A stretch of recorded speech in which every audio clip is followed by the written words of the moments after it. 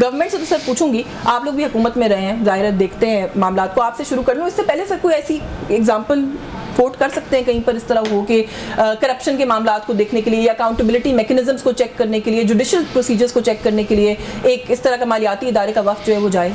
अच्छा, बुनियादी तौर पे देखें, या तो हमारे निज़ाम अदल या ओवरऑल कॉन्स्टिट्यूशनल स्कीम की समझ नहीं है। जो जिस वक्त एग्रीमेंट साइन हुआ, इन चीज़ों को तो पहले देखना चाहिए था। आपका law and justice commission Pakistan मौजूद है, जिसका काम क्या है कि वो टाइम टू टाइम लॉज को रिव्यू करता है, जहाँ चेंज की ज़रूरत हो, जहाँ कोई प्रॉब्लम नज़र आए वो सजेशन देते हैं और उसके मुताबिक आगे चीज़ें चलती हैं। और ये बड़ा हाई पावर्ड कमीशन होता है जिसमें चीफ जस्टिस पाकिस्तान, तमाम चीफ जस्टिस प्रोविंसेस की नुमाइंदगी, मतलब तमाम स्टेक होल्डर्स ऑन बोर्ड होते हैं। तो इस तरह का ये होना, तो मतलब ये बुनियादी तौर में मुझे तो वही बात समझ आती है कि जिस तरह से पहले कहा गया कि बेगर्स कांट बी चूजर्स, कि आप इतने डेस्परेट हो गए कि आपने अपनी स्कीम ऑफ थिंग्स को भी नहीं देखा, हमने बहुत गिवन कर दिया, बहुत कुछ मान लिया नेचुरली, बिल्कुल, और पीनट्स के लिए गिवन किया। देखिए, पाकिस्तान प्रॉब्लम में ज़रूर है, समझते हैं, रियलाइज़ करते हैं, और प्रॉब्लम से निकलना भी है। निकलने के लिए ज़ाहिरी बात है रास्ता निकाला जाता है, मगर रास्ते और भी बहुत होते हैं। देखिए, हमने अभी तक इकॉनमी को रिवाइव करने का नहीं सोचा।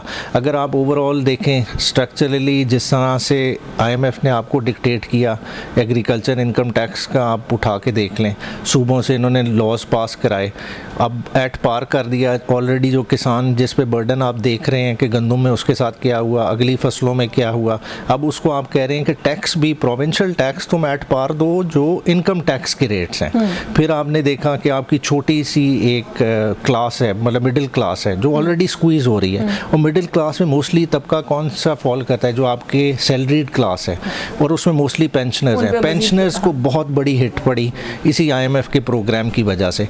फिर जो सबसे जो है, जो आपको फोर्स कर रहा है IMF, प्राइवेटाइजेशन का, कि मतलब एक किस्म की आप पे बंदूक रख ली कि जी एसेट्स को ऑफलोड करो, मतलब कहीं आपके नहीं हो सकते इंटरेस्ट में, बाद भी वो मुतमईन नहीं हो रहे और जा रहे हैं। ये, मगर देखें इसके लिए टर्न अराउंड किस तरह से होगा? देखें, हम लोकली इन चीज़ों को टर्न अराउंड कर सकते हैं। देखें, आज भी हमारे इनके डिफरेंसेस होंगे। बात है कि जब तक इस मुल्क में पॉलिटिकल स्टेबिलिटी नहीं लाएंगे, ये इकोनॉमिक स्टेबिलिटी आई वॉश होंगे। मैं आती हूँ डॉक्टर साहब की तरफ, लेकिन इकोनॉमिक स्टेबिलिटी के लिए आप लोग भी तो थोड़ा सा कुछ मामला को साइड पे रखें ना। आप लोग तो बिजनेस हाउस का नहीं चलने देते, डिबेट नहीं होने देते रियल इशू के ऊपर। वो कहते हैं जी हम किस से बात करें और किस पर बात करें। नहीं, देखें, हाउस के अगर इश्यूज हैं, मतलब आप पूरी लेजिस्लेशन की हिस्ट्री उठा लें ना, पूरा 1 साल होने को आ रहा है इस हाउस को। हाउस ने किस किस्म की लेजिस्लेशन पास की है?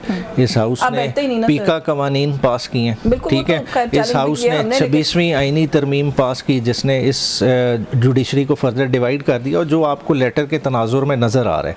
साथ ही साथ जो बड़ा मसला देखें, पीसफुल प्रोटेस्ट को जब आप क्रिमिनलाइज करेंगे ना, तो सोसाइटी में इस तरह की प्रॉब्लम्स बनेंगी। देखिए, हमने कहा था कि 10 साल सज़ा कर दें। देखिए, प्रोटेस्ट सारी दुनिया में होते हैं। देखिए, दिल बड़ा करना पड़ता है। प्रोटेस्ट से कभी कोई गवर्नमेंटें नहीं गिर जाती, ठीक है।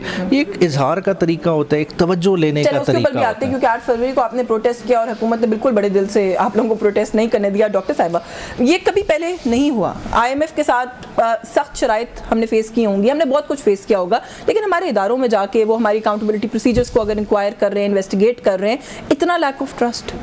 देखिए, पहली तो बात मैं ये कहूँगी, जहाँ पे IMF का प्रोग्राम की इन्होंने बात की कि हमने पीनट्स के लिए ये कर दिया, तो याद करें कि जिस वक्त इनकी हुकूमत आई थी तो पहले ये कहा गया कि हम खुदकुशी कर लेंगे, हम IMF का प्रोग्राम नहीं लेंगे। उसके बाद IMF का प्रोग्राम लिया गया और मेरा ख्याल है पाकिस्तान की हिस्ट्री का बदतरीन वो प्रोग्राम था। फिर जाते हुए उसको भी सैबोटाज कर दिया गया, जिसकी वजह से कि पाकिस्तान डिफ़ॉल्ट के दहाने पे पहुंच गया, जिसको कि संभालने के लिए हम जैसे PDM हुकूमत आई, उसको दोबारा IMF के प्रोग्राम को रिवाइव करना पड़ा। वही बहुत बदतरीन जो इन्होंने किया हुआ था, उसी को हमें आगे लेके चलना पड़ा।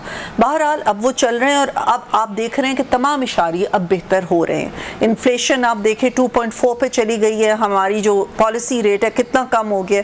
हर जो भी इंडिकेटर्स आ रहे हैं, इन्वेस्टर कॉन्फिडेंस उससे शो हो रहा है और पाकिस्तान ने एक स्टेबिलिटी के पॉइंट पे आ गया।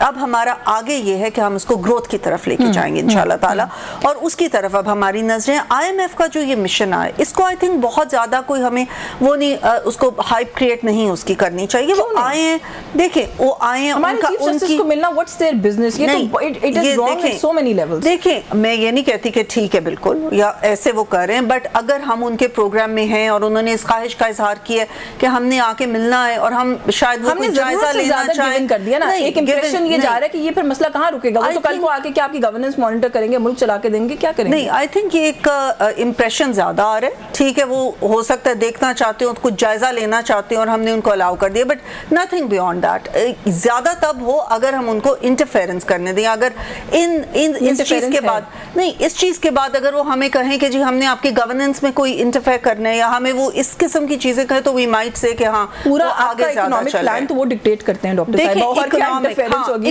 इकोनॉमिक प्लान तो वो करते हैं बिकॉज हमने उनसे कर्जा लिया। रज़ा रब्बानी साहब ने कहा है वो ईस्ट इंडिया कंपनी की तरह बिहेव कर रहे हैं हमारे साथ। वही मैं कह रही हूँ कि हमें इसको बहुत ज्यादा इतना एक्सट्रीम उस पर नहीं ले जाके देखना चाहिए। वो आए हैं, ठीक है, उन्होंने थोड़ा बहुत देखे। हमारा ये प्लान है कि हमारा इंशाल्लाह ताला आखिरी IMF का प्रोग्राम। चलें वो ठीक है, लेकिन आप ये कह रही हैं कि इसके अंदर कोई बहुत परेशान होने की बात नहीं है, लेकिन आपके जो इत्तेहादी हैं या आपकी जो हुकूमत जिनकी हिमायत से बनी है वो बड़े वो हैं कंसर्न हैं। वो कहते हैं आप इस मुआहदे को पार्लियामेंट में लेके आए, वो आप पे एतबार नहीं कर रहे। वो कहते हैं आपने पता नहीं क्या क्या मान लिया। नहीं, पार्लियामेंट में बिल्कुल आ जाना चाहिए। मैं तो समझती हूँ पार्लियामेंट में आना चाहिए। You'd be in favour of that? बिल्कुल पार्लियामेंट में आना चाहिए। हर चीज को एक ट्रांसपेरेंट तरीके से करना चाहिए हमें, और मेरा ख्याल है इसमें हमें किसी को इस चीज पे एतराज भी नहीं होगा।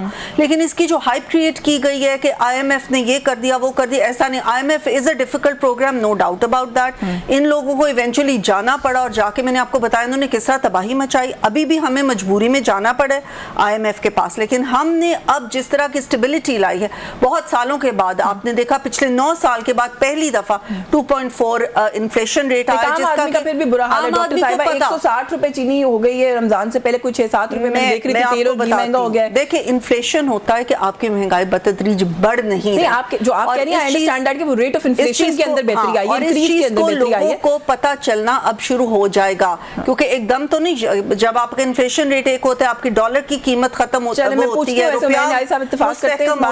तो इन अ फ्यू मंथ्स लोगों को, आम आदमी को भी उस चीज का एक असर पता चलने लग जाएगा। जहां से मैं देख रही हूँ ना, मुझे तो ये लगता है मैंने आज साहब के लोगों की परचेजिंग पावर कम हो गई है। रियल टर्म्स के अंदर उनकी जो एक कैपेसिटी है दुनिया में इकोनॉमी में सर्वाइव करने की, वो खत्म होती जा रही है। एक आम आदमी के लिए जो रोटी, आटा, चीनी, घी, तेल ये सब महंगा हो रहा है। गवर्नमेंट कहती है कि जो रेट ऑफ इन्फ्लेशन है वो कम हो रहा है और हम बेहतरी की तरफ जा रहे हैं। अच्छा, जिस बात की तरफ आप इशारा कर रही हैं ना, ये आप और मैं एतराज़ नहीं उठा रहे, ये IMF की रिपोर्ट कहती है। IMF ने जो रिपोर्ट दी है उसने कहा है कि पिछले 1 साल में 1.5 करोड़ पाकिस्तानी सतह गुर्बत से नीचे चले गए।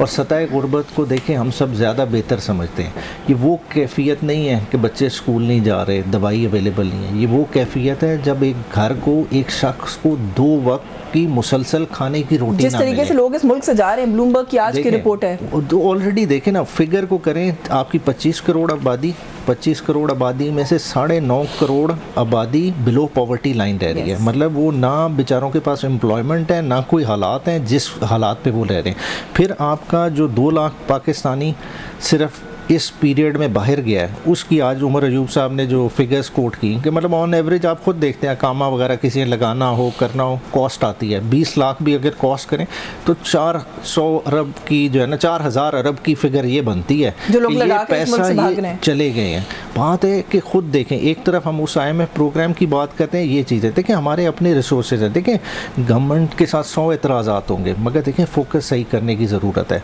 इनका फोकस क्या है कि PTI को दीवार से लगाना है। अगर ये 2 महीने के लिए हमें भूल जाएं और फोकस किस चीज़ को कर लें, फोकस कर आप लें, भूलने देना फिर, मैंने तो पहले भी सवाल किया था, आप भूलने नहीं देते। फोकस किसको कर लें? देखें, इकोनॉमी में सबसे एसेंशियल इंग्रेडिएंट क्या है? देखें, इन्हें अपना पता है कि इनकी इंपोर्ट पे किधर लीकेजेस हो रही हैं। देखें, ऑयल सीड्स, ये सारा पाम ऑयल इंपोर्ट करते हैं। अगर देखें 3 महीने की मार होती है, एक फसल है। अगर कनोलिव इन्होंने, देखें ना, अगर अपनी ज़मीन इनके पास मौजूद है, ठीक है ना, उसके प्रॉपर इंसेंटिवाइज कर देते फार्मर्स को, फार्मर्स जो है ना कनोला का ऑयल कास्ट कर लेते, इनका मैसिव इंपोर्ट बात आप कह रहे हैं, ये स्ट्रक्चरल रिफॉर्म्स के अंदर आता है। वो हम स्ट्रक्चर्ड काम करते नहीं ना सर। ये तो बेसिक चीज़ें थी कि एग्रीकल्चर डिपार्टमेंट को ये करना चाहिए था, जो आपकी नेशनल फूड सिक्योरिटी की मिनिस्ट्री है उसको देखने वाला था काम। फिर देखें, आपके मिनरल्स हैं, आप उसको नहीं यूटिलाइज कर रहे, आप बैठे हैं। देखें, आपका चाइना कितना रॉ मटेरियल ले गया आपको पता नहीं है। आप तो डेट के अंदर है ना, $35 बिलियन के उनके डेट के अंदर आ गए।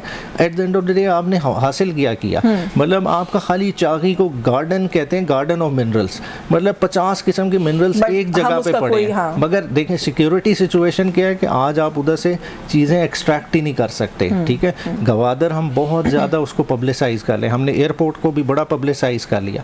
क्या गवादर की जेटीज फंक्शनल है? नहीं, उसका क्या potential तो अभी क्या हम उधर पहुंचे ही नहीं जहाज लंगर बरदार हो सकता है?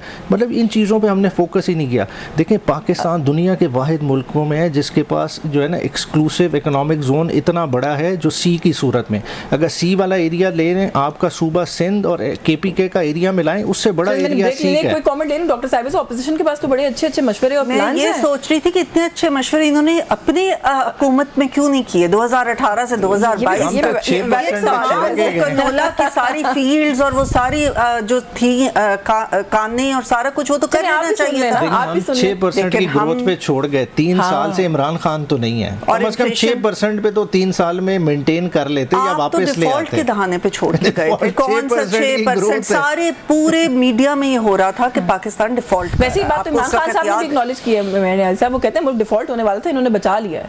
ही सेड कि तरक्की नहीं कर रहा अभी, लेकिन डिफॉल्ट से इस गवर्नमेंट ने बचाई, इमरान खान साहब ने कहा। 6% ग्रोथ पे हम छोड़ के गए। उसके बाद जो PDM पार्ट 1 ने जैसे ही छोड़ा और जो हाल किया इंटरिम गवर्नमेंट ने, तो डिफॉल्ट पे ही मुल्क जाना था। मुल्क के जो हालात एक कर ब्रेक दिए। ब्रेक से वापस आके ये कुछ इश्यूज हैं, इन पे मजीद बात करेंगे। व्यूअर्स हमारे साथ हैं।